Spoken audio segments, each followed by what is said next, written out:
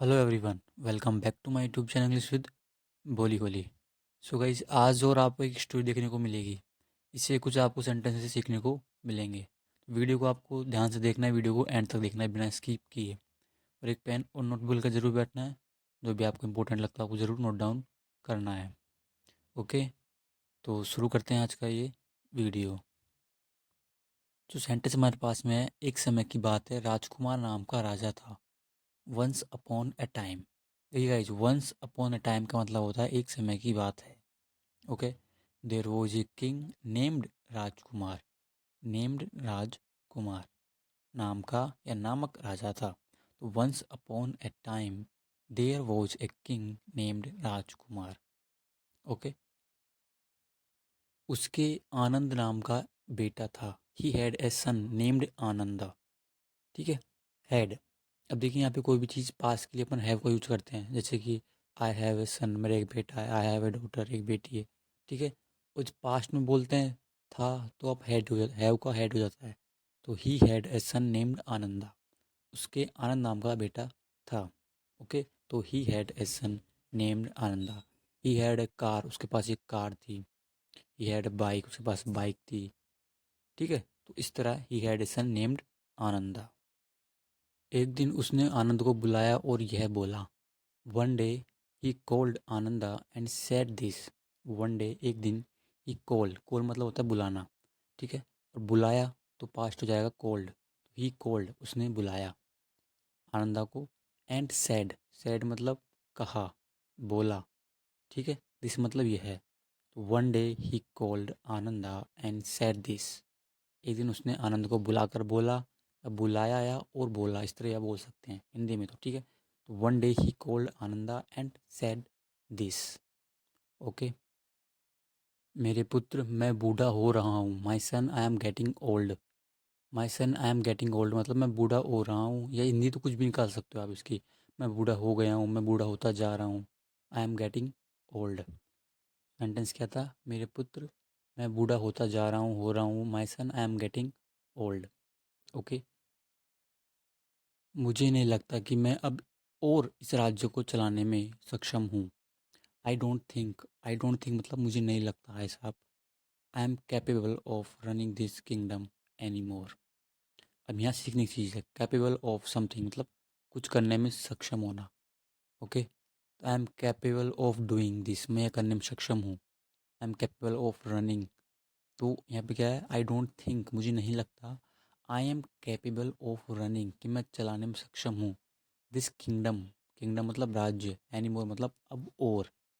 Okay, तो क्या कहता है ये? आई डोंट थिंक, मुझे नहीं लगता। I am capable of running this kingdom any more. ठीक है, I am capable of something. I am capable of playing, मैं खेलने में सक्षम हूँ। I am capable of running, मैं चलाने में सक्षम हूँ। Okay, I am capable of studying, में पढ़ने में सक्षम हूँ। इस तरह। ठीक है, मुझे नहीं लगता कि मैं अब और रुक सकता हूँ। I don't think that I can hold on any longer.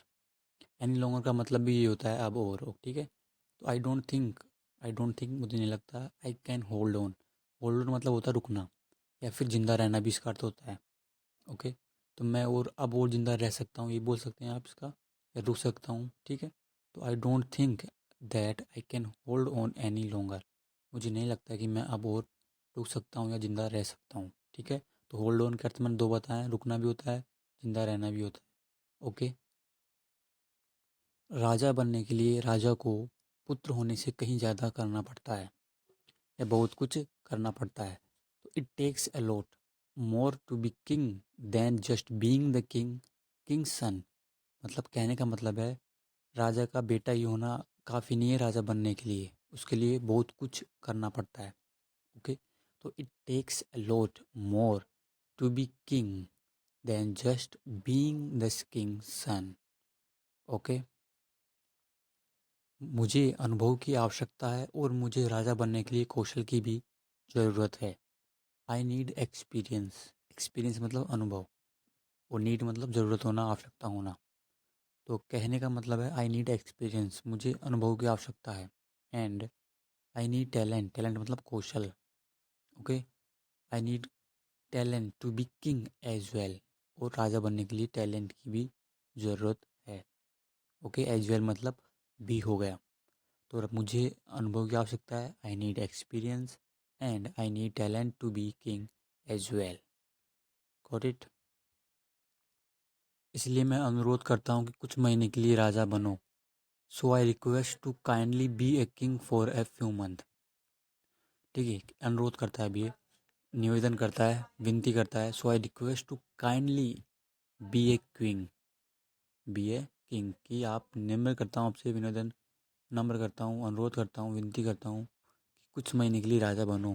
कि to be king a to be king to be a king for a few months. Okay, so I request to kindly be a king for a few months, कि कुछ महीने के लिए राजा बनो। मैं उस समय का उपयोग खोज और अन्य राज्यों को घूमने के लिए करूँगा। अभी कुछ किस समय की बात कर रहा है? कुछ महीनों की, जब तक वो राजा बनता है तब उस समय की बात कर रहा है कि मैं उस टाइम का यूज, तो I will use that time, I will use that time to research, research मतलब खोज में, अनुसंधान, शोध में, एंड गो अराउंड मतलब घूमने में, अदर किंगडम्स, और राज्य को घूमने में उनका शोध करने में, रिसर्च करने में मैं उसका उपयोग करूँगा। ठीक है, तो I will use that time, I will use that time मतलब उस समय का, टू रिसर्च खोज में या शोध में, अनुसंधान में, एंड गो अराउंड मतलब घूमना, अदर किंगडम्स अन्य राज्यों को घूमने के लिए करूँगा। ओके, और देखूँगा अन्य राजा कैसे काम कर रहे हैं, and and see how other kings are operating. Operate मतलब होता है काम करना, संचालन करना। ओके, ऑपरेट करना, कोई भी काम को ऑपरेट करता है, कोई भी काम कैसे करता है, ठीक है, संचालन करता है उसको। तो एंड आई विल सी बोल सकते हैं आप, ठीक है, एंड, ठीक है, उसी सेंटेंस का ये पार्ट है। तो एंड सी, देखूंगा how other kings are operating, कि अन्य राजा कैसे काम कर रहे हैं, कैसे ऑपरेट कर रहे हैं, कैसे राज्य को चला रहे हैं। ओके, एक बार मेरे पास पर्याप्त ज्ञान हो जाए मैं वापस आऊँगा। Once I have enough knowledge, once मतलब एक बार, आई हैव इनफ नॉलेज मतलब मेरे पास एक पर्याप्त ज्ञान हो जाए, नॉलेज मतलब ज्ञान। ठीक है, तो कहने का मतलब है कि मेरे पास एक बार पर्याप्त ज्ञान हो जाए, अच्छा खासा ज्ञान हो जाए, आई विल कम बैक, मैं वापस आऊँगा। ओके, तो once I have enough knowledge I will come back, I will come back मतलब होता है वापस आना। ठीक है, तो once I have enough knowledge, एक बार मेरे पास पर्याप्त ज्ञान हो जाए, इनफ मतलब पर्याप्त, आई विल कम बैक, मैं अपना सिंहासन संभाल लूँगा और आप पद छोड़ सकते हैं। I will take over my throne and you can step down. देखिएगा, टेक ओवर मतलब होता है संभालना, कब्जा करना, अधिग्रहण करना किसी चीज़ पर। ओके, किसी वस्तु पर आप टेक ओवर कर लेते हैं मतलब कब्जा कर लेते हैं, अधिग्रहण कर लेते हैं। ओके, संभाल लेते हैं उसको। तो I will take over my throne, throne मतलब हो गया सिंहासन। ओके, तो I will take over my throne and you can step down, step down मतलब होता है पद त्याग करना। ओके, पद छोड़ना, तो यू कैन स्टेप डाउन आप पद त्याग कर सकते हैं।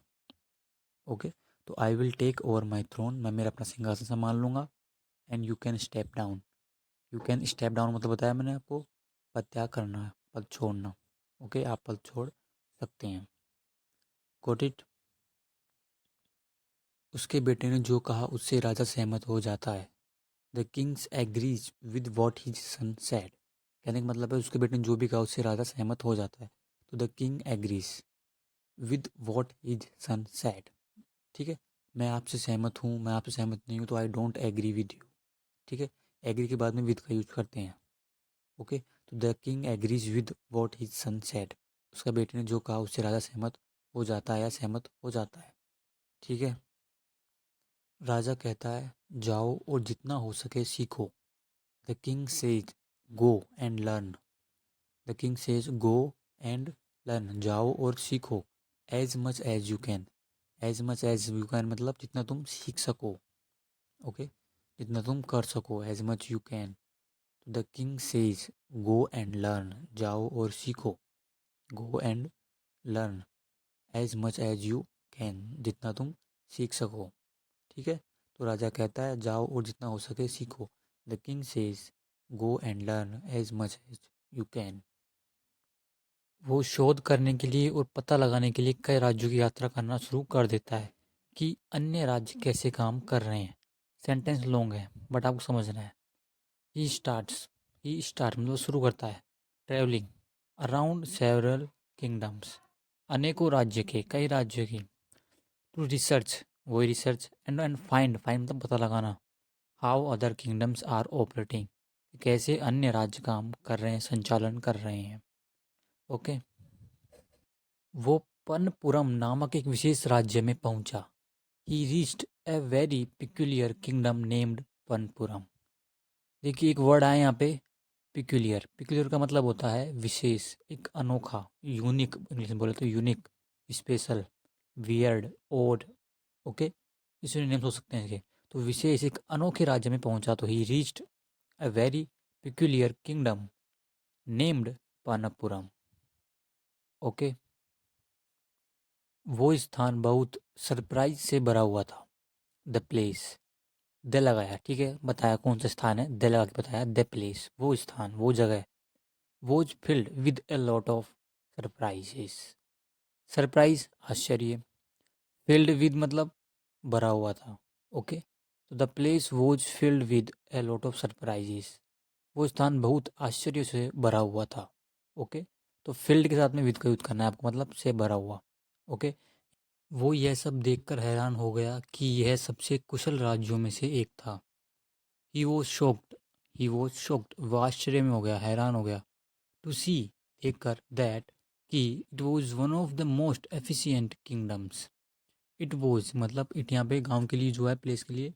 तो it was one of the most, सबसे कुशल राज्यों में से, दक्ष, निपुण बोले तो राज्यों में से एक राज्य वो था। ओके। तो he was shocked to see that it was one of the most efficient kingdoms. Got it.